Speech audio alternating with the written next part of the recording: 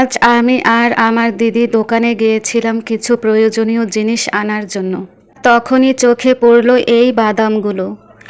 এগুলো বাক্স বাদাম নামেই সবার কাছে পরিচিত। জানি না আর কোনো নাম আছে কিনা।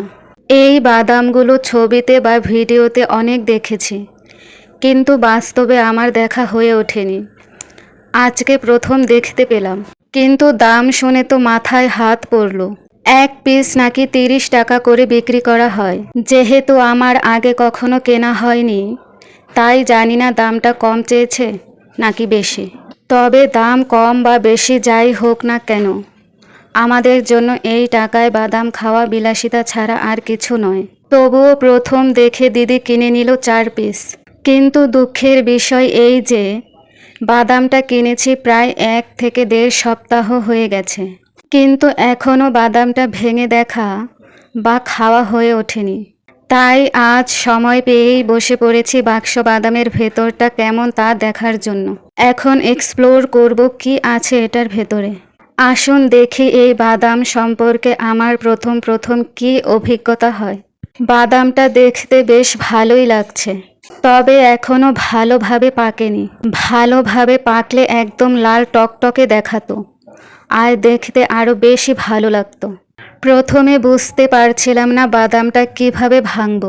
পরে খেয়াল করে দেখি যে এর মাঝ বরাবর একটা ফাটল আছে, আর ওই ফাটলের মধ্যেই 2 হাত দিয়ে এখন বাদামটাকে ভাঙার চেষ্টা করছি। মোটামুটি ছোটোখাটো একটা যুদ্ধ করে বাদামটাকে ভাঙলাম। কি সুন্দর বাদামগুলো ভেতরে ফুলের মতো করে সজ্জিত হয়ে রয়েছে, দেখেই একদম মনটা ভরে গেল। এখন খেয়ে দেখব এর টেস্ট কেমন। এর টেস্টের কোনো বিশেষত্ব আছে কি না সেটাই দেখার পালা। এই বাদামটা খেয়ে যে টেস্ট পেলাম তা বোঝাতে হলে বলতে হবে আমার ছোটবেলার কাহিনী। আগে যখন আমরা গ্রামে থাকতাম, তখন অনেকের বাগানেই কাঠবাদাম গাছ ছিল। কত খেয়েছি এই কাঠবাদাম কুড়িয়ে।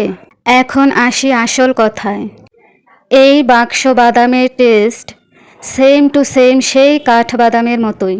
কার কাছে কেমন লেগেছে এই বাদামটা খেতে আমি জানি না, কিন্তু আমার কাছে একদমই কাঠবাদামের মতোই লাগলো।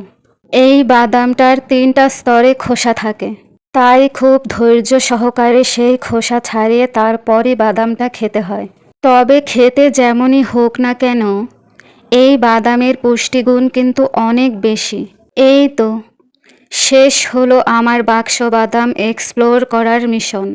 এই মিশন যদিও সাকসেসফুল হয়েছে, কিন্তু এই বাদামের টেস্ট নিয়ে যে আমার প্রত্যাশা ছিল তাতে কোনো নতুনত্ব যোগ হয়নি।